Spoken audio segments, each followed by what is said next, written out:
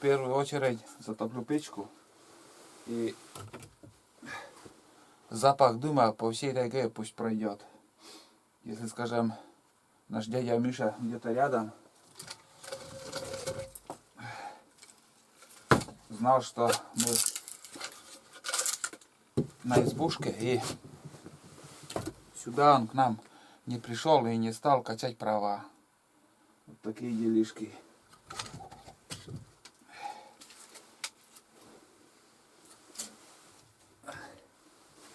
Он намного крупнее меня. С такими следами. А это дошла.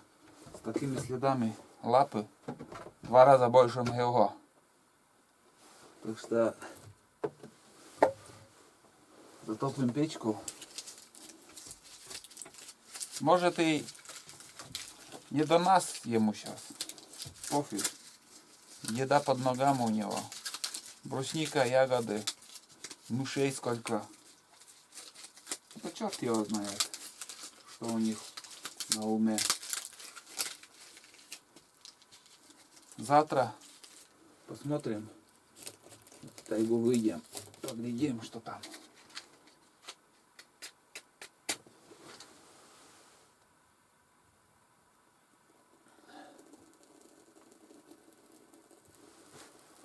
Вот так. В избушке прохладнее, чем на улице. Пар идет. Сейчас тяга пойдет. Сперва так. Ну, все, тяга пошла моментально. Сейчас за водой сходим, айда. По-быстрому чайник поставим. Вот смотри, просачивается дым. Там в трубе вакуум получается из-за этого, что мы не топили. Но сейчас пойдет. Потому что с треском уже начинает гореть. И вещи перетаскаем. Чай закипит. Домой надо еще позвонить. И в первую очередь с дровами надо заниматься. Потому что сегодня, как бы сейчас прояснилось, надо дрова заготовить. Вдруг завтра дожди или вообще времени не будет. На охоте будем целый день. Так что будем заниматься дровами. Все, загорелась печка. Ребят, в прошлом видео я немножко показал основное, что я беру из продуктов. Ну и сегодня, как бы, с прошлого раза у меня еды сколько оставалось. И вдобавок я еще привез вот в такой посуде творог, тоже домашний творог. И также плов здесь в этой посуде. Плов. Добавок колбасы. Я с прошлого раза колбасы у меня не оставалось. Вот опять, наверное, краковская. Это жена покупала. Краковская традиционная. Ну, самая ништяковская колбаса. Так. Ну, молоко. В прошлый раз 1,5 литра я брал, а там, наверное, литр я, пол-литра, наверное, так и использовал. Обратно увез. Там из этого молока мы делали кефир, а из кефира уже шаньги пекли. Вот такая. Круг такой пошел. В лес поднимал, потом обратно домой, и там из этого кефира шаньги мы пекли. Также добавил конфеты и песок еще. Килограмм песок еще взял. У меня картошка оставалась, я вот здесь в матрасе оставлял внутри матраса. И 3 буханки хлеба я еще привез.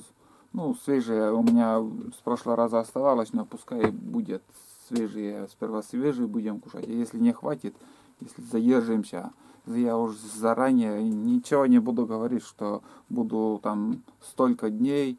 А видите, как выходит, что приезжаю на 10 дней, а здесь пробыли 7 дней и съездили домой. Но обычно я дней 10 там здесь пробываю, потом домой езжу. А так получилось, что я съездил пораньше, потому что дичи почему-то мало. А вот сегодня, когда я ехал на лодке, видел, термос еще где-то у меня. Я нескольких рябчиков возле речки видел. В одном месте там на березе 3 штуки сидели. Ну, они как взлетели, я только увидел. Никого даже подстрелить не удается, потому что они быстро улетают. Как только лодка начинает появляться на поворотах, они сразу взлетают и в тайгу улетают. Вот. И буду бродить я вообще без собаки возле речки. Возле речки буду свистеть, манить. Так что будет, думаю, интересно, если будет чего добывать. Завтра, если погода будет, завтра пойдем на глухаря. Это 100%. У меня в планах в первую очередь на глухаря.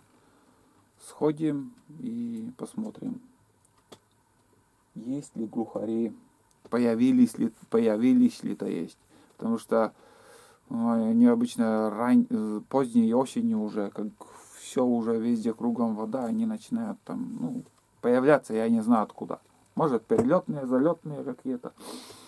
Всякое может быть. Но посмотрим. Не знаю, заранее ничего не могу сказать, что будет завтра, какая охота, вообще какой сезон будет, как закроем охоту. Что могу сказать? Пока ничего. Будем смотреть, выйдем на охоту, посмотрим. Прошлую поездку, оказывается, я добыл 9 рябчиков, и крупной дичи ничего не было.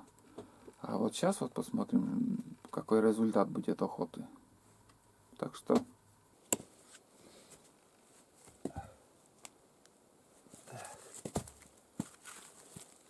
спилил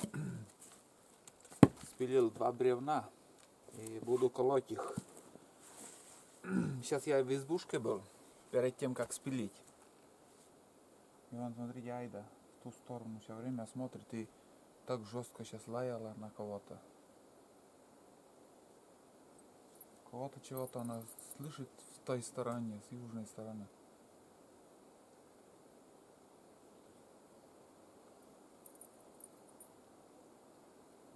Нюхтит все время там в той стороне. Какой-то зверь там прошел. Я думал, человек. Если человек, он бы возле избушки-то всяко зашел. Не знаю. Сейчас пока время есть, я эти дровишки заготовлю, раскалю, и в ту сторону я все-таки схожу, посмотрю. Всяко следы какие-то увидим. Время есть еще. Варить позже буду. Сейчас просто по-быстрому дровишки.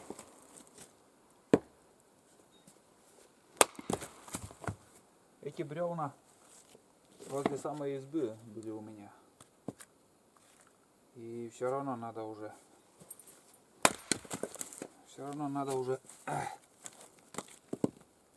использовать. Там еще пол поленницы еще как бы есть еще запас дров. На эту охоту нам хватит.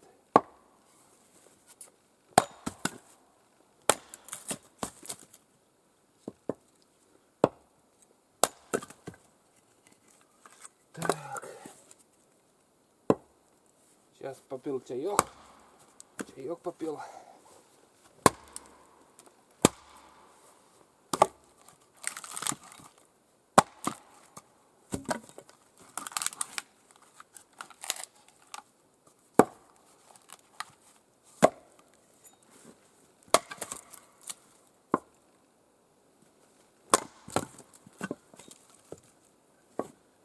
Теперь слишком мелко тоже не надо рубить.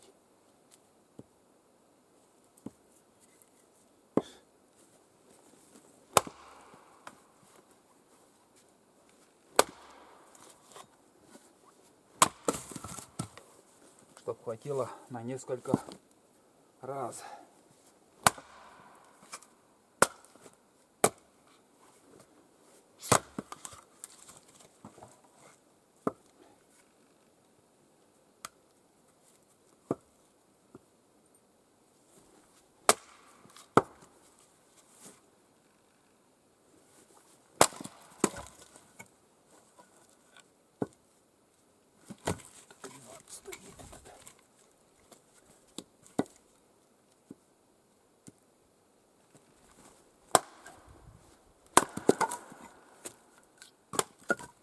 Сейчас ездил домой, и одноклассник мой тоже приходил ко мне.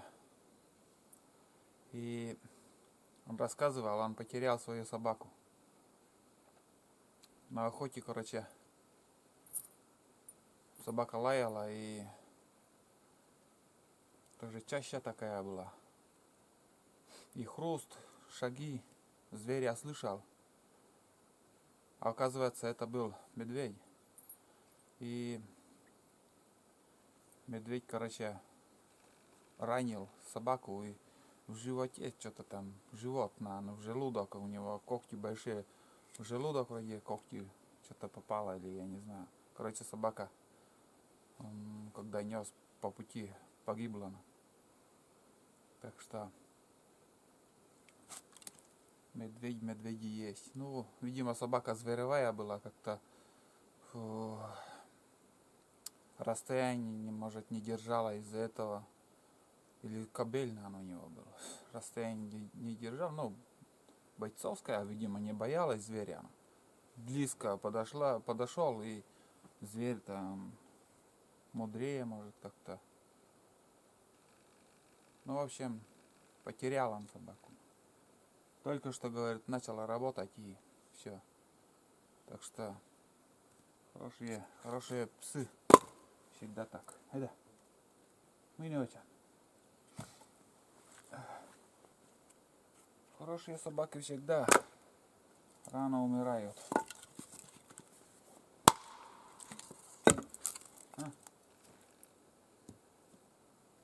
Занятие для тебя.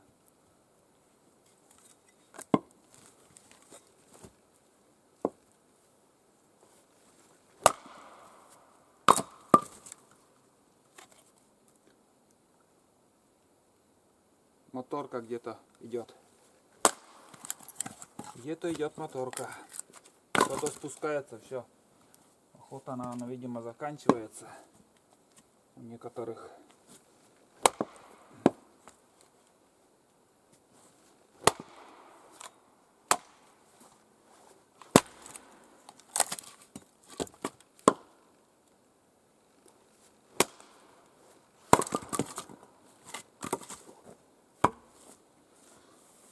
В общем, ребята, я сейчас пока занимаюсь дровами, где-то часик потрачу на дрова, а потом, может, выйду на охоту. Здесь кружок небольшой сделаю, здесь шум проверю все-таки, что за шумы были, кто прошел, там следы должны быть. Собака оставлю, без собаки схожу. И там день пройдет. Там уже осталось-то. Так что не будем медлить. По-быстрому я поработаю на охоту. Шел, ребята, я в тайгу. Здесь вот такая тропинка идет. И буквально в 10 метрах от меня оказался рябчик. Я свищу и иду. Он тихоря сидит, и все. И куда-то где-то метров 30-40, наверное, пролетела он туда и куда-то села. Даже не понял, самец или самка.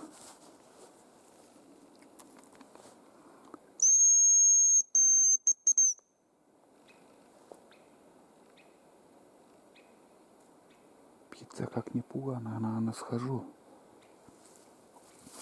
Посмотрю, что там.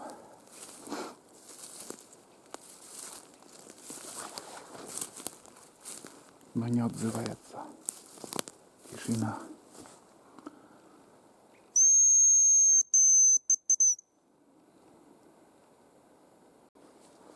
Вот попробуй найди его. Но он где-то рядом. Где-то рядом. И я думаю, даже можно поближе подойти. Прям под деревом. Может, где-то буквально там за несколько метров от нас. Вон она, вон. О, видели?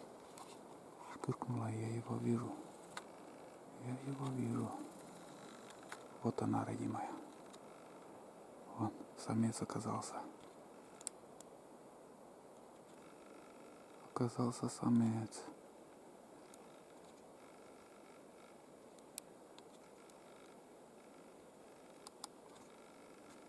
Так,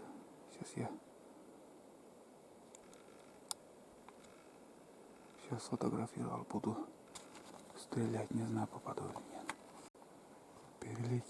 Перелетел он, короче, в эти елки. И елки-палки я не могу найти его. Фиг знает, куда он сел. Затаился. И все. На 100%, даже больше 100%. Он сидит тут. Не могу найти. И там, и сям смотрю. Где он, хрен его знает.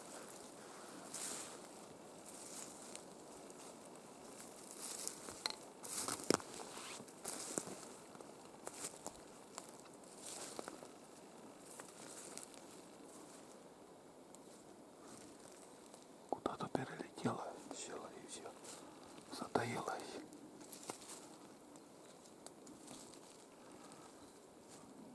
Может, он видит меня, а я его нет.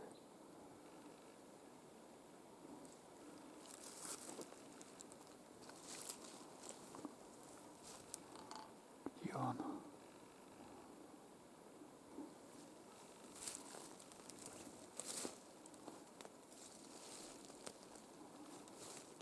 Вот это да. Вот это да. Замаскировался пацанчик. Только камеру выключил. Вон за теми елками, оказывается, она. Как я оттуда не заметил его? Не понял вообще. Вообще не понял. Но улетел. Все. Первая птица улетела. Дальше пойдем. Остановился передохнуть. Что-то я разогнался. Свищу. Нифига никого. Как будто лес пустой. Одного рябчика только видели и все. Непонятно.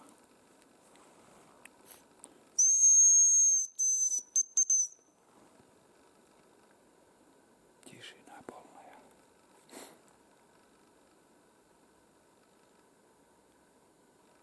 И вроде от избушки такой уже круг делаю. Но где какие следы, непонятно. Старые вроде есть. А чтоб кто-то прошел, не могу сказать. Снега нету, вот и. Может, медведь, может, лоси прошли, хрень его знает. Но айда, конечно, лаяла там жестко. Не знаю, кто ходит.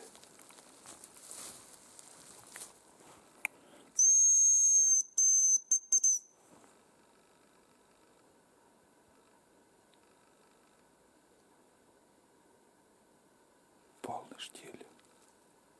Только ветер гудит и все. И как будто никого нет. Короче, дальше я иду. И возвращаюсь к избушке и еще в другую сторону схожу. В сторону речки. Сейчас я зашел в сторону тайги.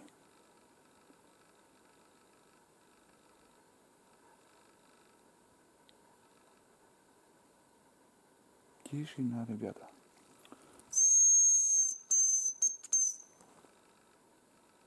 Вот это я. Не, надо идти к избушке, надо обратно. Там потом сырое место. Сырое место уже переходить не буду. В принципе, можно здесь тоже круг сделать, но здесь места тоже со снег потом пойдет. Я лучше напрямик где-нибудь, где более рощи больше. Да, ребят, возвращаемся. Тишина. Пока тишина.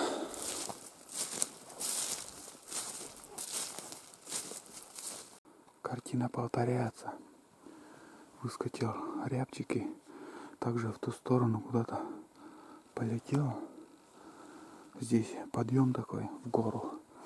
И недалеко села. Так резко так все получилось. Даже на свисток вообще не реагирует. Ладно, буду подходить, ребят, я. Перехитрил он, короче, меня. Я вообще не дошел до него. Буквально там еще от меня метров 25, наверное. Ну, он на тех деревьях где-то он сидит, даже не понял, откуда он выскочил. И улетел метров 100 еще дальше. Ну фиг с ним, пускай летает. Вот чинится только возле меня. Что-то тихо себя ведут. Вот, смотри. Обычно они так орут. По жизни голодные всегда. Что-то ищут. И старый муравейник, он еще попался на глаза. Вон он какая. Ну, это весной медведь тут хулиганил. Это весенняя его работа. Да. Ладно. Что-то пока свежего ничего не видели. Ни кучек никаких. Я сейчас обратно буду возвращаться, под гору пойду. А туда уж бесполезно, там в принципе. Ну нет. Ради одного туда уже не буду заходить. Тем более, что-то он далековато полетел. Тут что такое? Тоже какие-то вон следы старые. Так.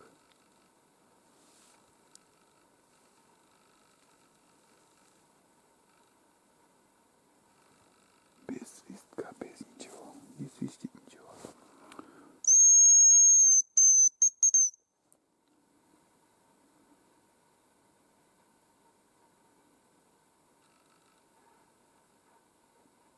Вообще не отзывается, вообще.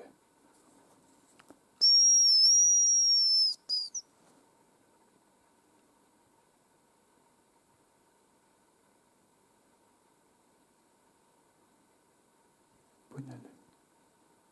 Вообще рябчик молчит, не понимаю почему. Никак понять не могу. Голова, она тоже болит у них. Бывают дни такие активные. А сегодня что-то вообще тишина, молчат. Ладно, пойдем в нашу сторону, куда нам надо идти. А там подсада много. Все равно без шороха, без шума. Где подойти туда? Ладно, пойдем дальше. Такое место, вон, смотрите. Сколько новогодних елок. Вон, где-то высота метр 20, 1,5 метра у некоторых. И вся делянка вот так. Как будто ковер. Все это там елки такой высоты. Там еще дальше еще больше этих елок. Вот так вот, пушистые пушистики. Вот смотрите какие. Вот когда придет сезон новогодний, пойдешь искать елку, и фиг не можешь найти. А вон сейчас сколько их тут. Завались. Там еще дальше. Там этих подсадов. Ну, это подсад. И скажем, вот если опасность тебя ожидает, ничего ты не успеешь сделать. Там зайдешь и буквально за 1,5 метра уже ничего не видно. Вот так вот. А так все красиво. Сосняк тут, немножко береза и осина. Осины еще тут немножко. Вообще здорово. Бывает тоже рябчики держатся тут. Вот и иду потихоньку. Ну что-то почему-то все тишина. И уже надоело свистеть тоже, блин, сколько уже свищу.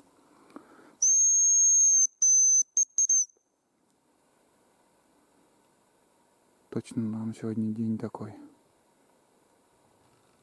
Вот смотрите, как красиво.